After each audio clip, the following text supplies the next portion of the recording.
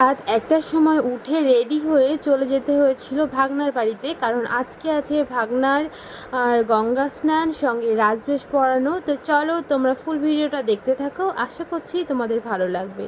Hello everyone, আমি গৌরীর সংসারের আরও একটা নতুন ভিডিওতে তোমাদের সবাইকে স্বাগত। আশা করছি তোমরা সবাই অনেক ভালো আছো আর আমিও অনেক ভালো আছি। তো আমি তো আমার চ্যানেলে আমার খুঁটিনাটি বিষয়গুলো তোমাদের সামনে তুলে ধরি। তো আজও আরও একটা বিষয় নিয়ে তোমাদের সামনে চলে এসেছি।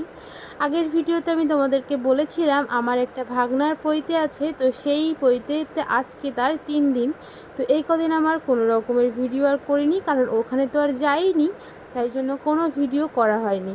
তো আজ 3 দিন পর আমি আর ওর মামা এসছি একেবারে রাত্রেতে। এখন বাজে ওই 1:30 থেকে 40 মতন, আর আমরা এসেছি। আর তোমাদেরকে তো আগেই বলেছিলাম যে আমাদের অনেকটাই কাজ আছে, তো সেই জন্য আমাদেরকে আসতেও হয়েছে। আচ্ছা, তোমরা যারা আগের ভিডিওটা দেখোনি, যারা এখন এই ভিডিওটা দেখছো, অবশ্যই আগের ভিডিওটা দেখে আসতে পারো। তোমাদের যদি ভালো লাগে তাহলে তোমরা অবশ্যই লাইক কমেন্ট করে বন্ধু হয়ে যেও। আর তাহলেই তোমরা বুঝতে পারবে আগের ভিডিওতে কতটুকু হয়েছিল বা কতটুকু রিচুয়ালস আমরা পালন করেছিলাম, আর তারপরে আমাদের আরও কী রিচুয়ালস আছে সেগুলো তো এই ভিডিওতেই দেখতে পাবে। তো চলো আমি আমার ভয়েসটা এবার তোমাদের সাথে শেয়ার করি আমরা কি করলাম। তো ওই যে ওর মামা বের করে দিয়ে ওকে গাড়িতে তুলে দিয়েছিল, আর দাদাবাবু তো দুটোই গাড়ি করেছিল। একটাতে গেছিলো আমার ভাগনা আর দিদি, আর সঙ্গে ভাগ্নি আর ওর বন্ধু মা। আর একটা গাড়িতে আমরা গেছিলাম প্রায় 8-10 জনের মতন, মোট ওই 15 জনের মতন যাওয়া হয়েছিল। আর এদিকে দেখো অনেক রাত্রিতে বের হয়েছি, যেহেতু রাস্তায় একেবারেই গাড়ি থাকবে না সেটাই স্বাভাবিক কথা ছিল, কিন্তু এত রাত্রিতেও যে এত গাড়ি চলে সেটা কিন্তু আমার কখনোই জানা ছিল না। আর অ্যাকচুয়ালি জানা থাকারও কথা নয়, কারণ আমি কখনোই এত রাত্রিতে কোথাও বের হইনি বা কোথাও আমি জার্নি করিনি। তো তাই জন্য না, এটা আমার প্রথম দেখা। এখন বাজে 3টে মতন, আর দেখো রাস্তায় কিন্তু বেশ অনেক লরি ছিল, যেগুলো ওই মাটি বা কোনো কিছু নিয়ে যাচ্ছিলো। আমি বুঝতেই পারছিলাম না, গাড়িগুলো এত জোরে যাচ্ছিলো না, আমার তো গাড়িতেই নিজেরই খুব ভয় লাগছিলো যে কিছু হয়ে যায় কি না। কিন্তু আমি না, সত্যি কথা বলতে এত রাত্রিতে কোনো দিনই কোনো জায়গায় আমি মানে কোথাও ঘুরতে যাইনি বা কোথাও যাইনি। আমার যাওয়া হয়েছে সকালবেলায় বা ভোরবেলায়, তখন একটু গাড়িতে থাকেই, কিন্তু এখন এত গাড়ি আমি এটা তো সত্যিই কল্পনা করতে পারিনি। তো আজ আমি তোমাদের সাথে শেয়ার করব আমি যে এই রাতে শহর ভ্রমণ করলাম সেই এক্সপিরিয়েন্স। তো চলো, ও তাছাড়াও তোমাদের সাথে শেয়ার করব আরও খুঁটিনাটি সমস্ত কিছুই। তো তোমরা অবশ্যই দেখতে থাকো, আশা করছি তোমাদের ভালো লাগবে। আর যারা এখনও পর্যন্ত আমার ভিডিওটা প্রথম দেখছো, অবশ্যই করে আমার বন্ধু হয়ে যেও, আমার চ্যানেলটিকে সাবস্ক্রাইব করে আমার বন্ধু হয়ে পাশে থেকো। আর তোমাদের এই ভালোবাসায় না আমি আরও অনেক ভিডিও তৈরি করার উৎসাহ পাই। তো দয়া করে তোমাদের কাছে আমার একটাই রিকোয়েস্ট, তোমরা কিন্তু ফুল ভিডিওটা দেখবে আর আমার বন্ধু হয়ে থাকবে পাশাপাশি। তো চলো, এদিকে দেখো আমাদের আগের গাড়িটা হচ্ছে ওই আমার ভাগনারা যাচ্ছে, কারণ উনি যে গাড়ি চালাচ্ছেন উনি আর কি রাস্তাটা চেনেন, তো উনিই নিয়ে যাবেন। আর অ্যাকচুয়ালি এখন আমরা ঢুকে গেছি একদম মূল শহরের ভিতর।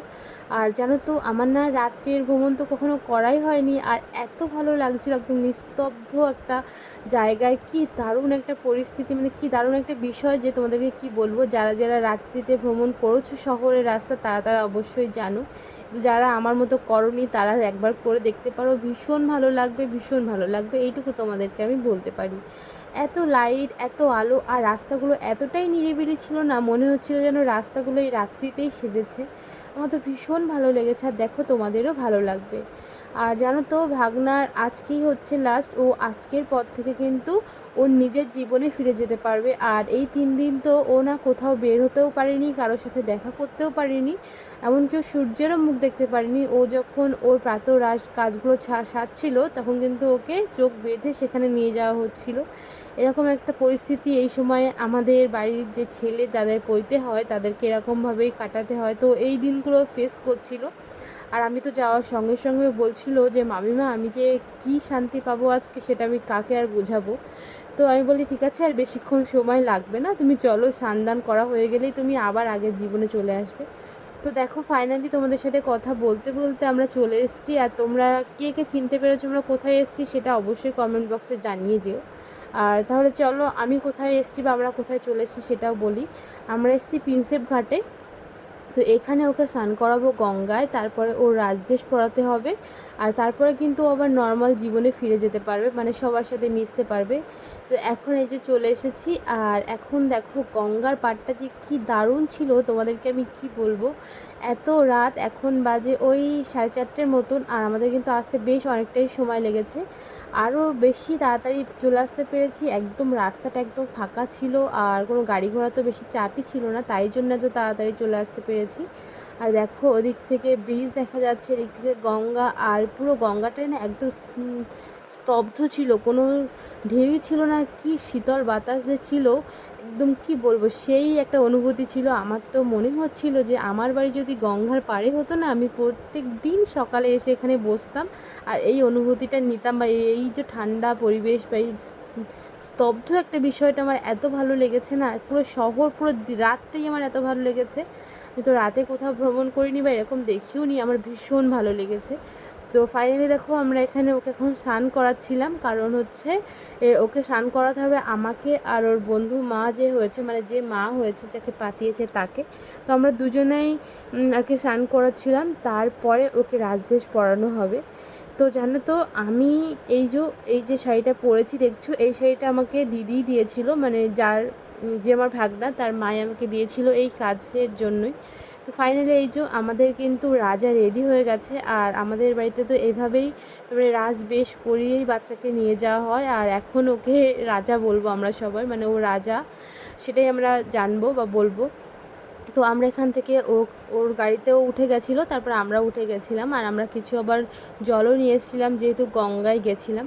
তো আমাদের ভিতর থেকে অনেকজনই স্নান করেছিল, কিন্তু আমি আর স্নান করিনি। তোমরা তো জানোই আমার বাড়িতে একটা ছোট্ট পিচ্চি আছে, আর তাকে রেখে এসেছি।